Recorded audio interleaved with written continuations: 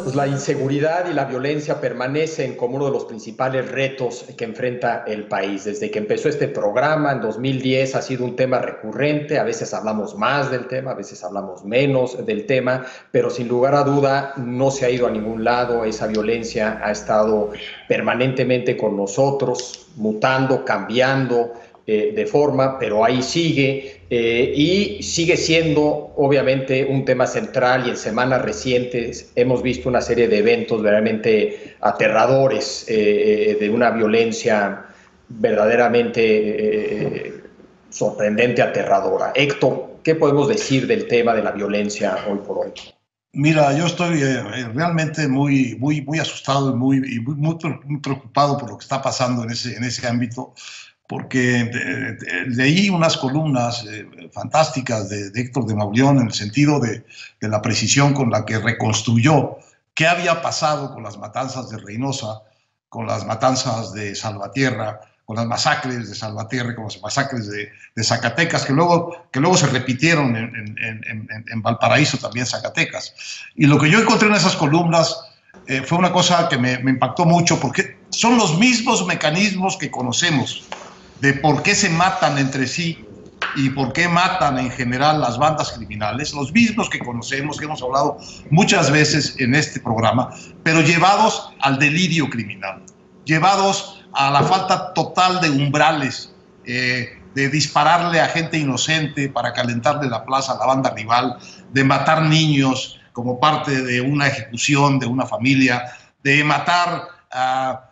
matarse, digamos, en los caminos una y otra vez, en encuentros que dejan 10, 15, 20 muertos. Es decir, lo mismo, pero llevado a un nivel de delirio y de violencia que no conocíamos.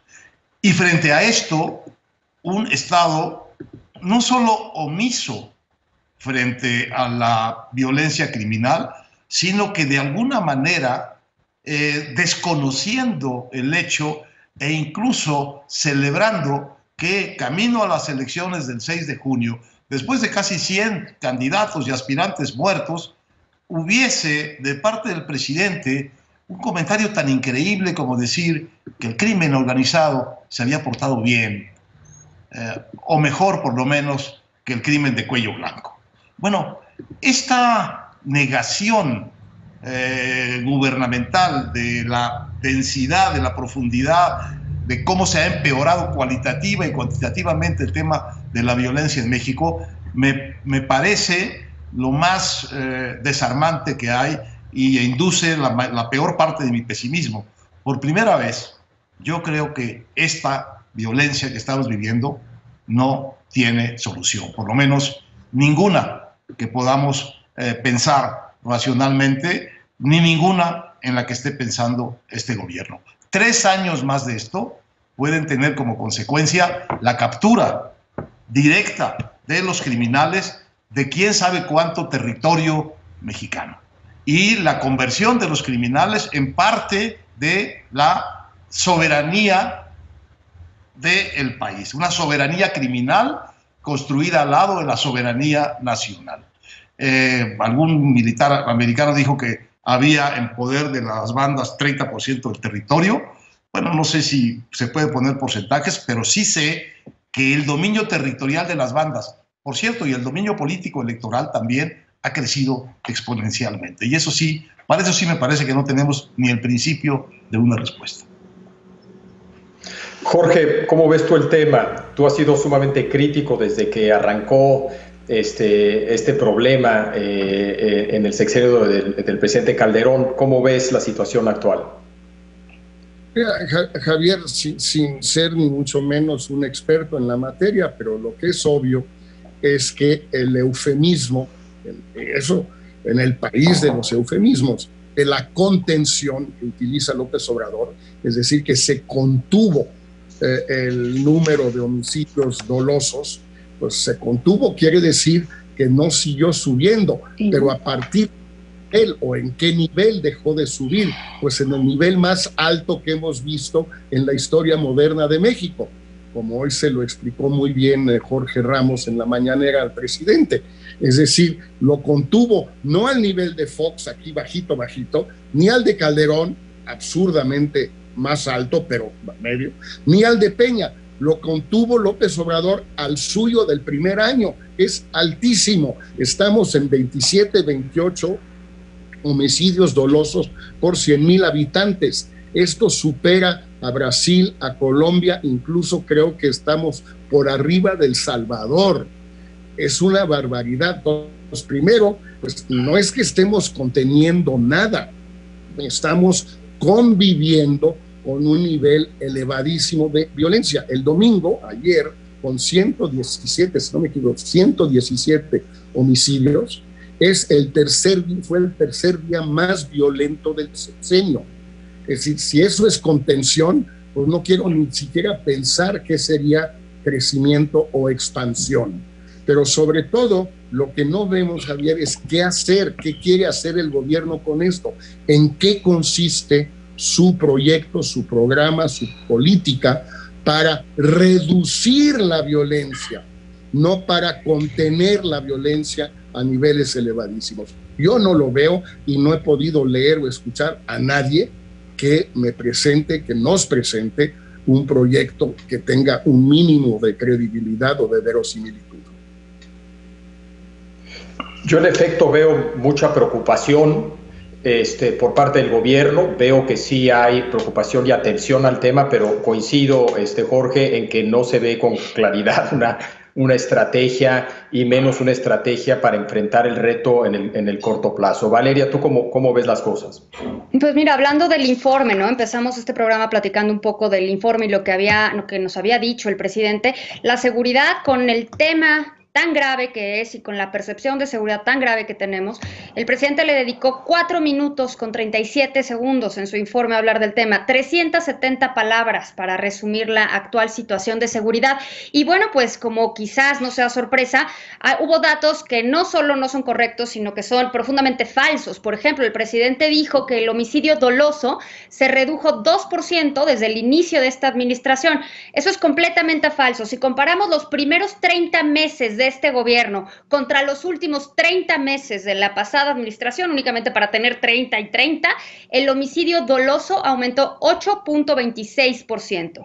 Si comparamos los primeros 30 meses de esta administración contra los primeros 30 del gobierno de Peña, el homicidio doloso está por arriba, 69%. Y si lo comparamos con los primeros 30 del presidente Calderón, los homicidios dolosos están 115% por arriba. Estamos viendo una situación de seguridad brutalmente complicada para el país. Es Vox Populi que el narco intervino de forma muy clara y muy determinante en estas elecciones, y lo que estamos viendo es que la estrategia de seguridad, que a mí me parece muy raro, la parte del discurso me parece muy rara, porque la estrategia de seguridad es reunirse todas las mañanas para tener una conversación sobre la seguridad. Eso no es una estrategia de seguridad, eso son las reuniones diarias. El chiste sería ver qué estrategia sale de esas reuniones, y lo que es desafortunado es que no veamos una estrategia clara. En el informe el presidente dijo que su estrategia consiste en tratar de forma distinta al narco, tratar de forma distinta al crimen organizado. No sé qué quiere decir con distinto. Lo que sí estamos viendo es que este tema crece y crece, y el país verdaderamente se sigue poniendo más en riesgo con todo lo que eso implica para la sociedad mexicana. Héctor, tenemos ya nada más 2 minutos antes de cerrar.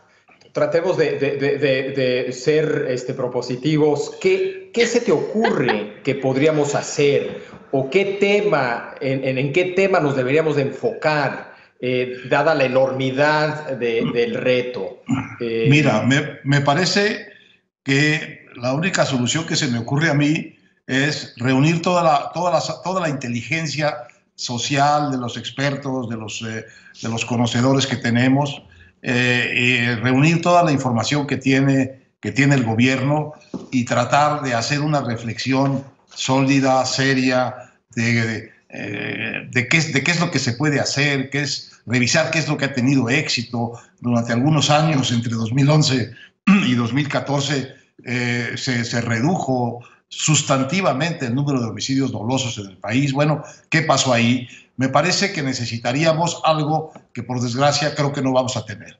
Un gobierno capaz de convocar a una reflexión seria, camino a la elaboración de una estrategia, oyendo a los conocedores en todos los ámbitos, en el ámbito práctico, y en el ámbito académico, y en el ámbito militar, y en el ámbito policial, y aceptar que hay un problema mucho mayor que el que recibió y tratar de darle una solución mejor que la que le han dado gobiernos anteriores. Pero eso es justamente lo que me parece más difícil de imaginar.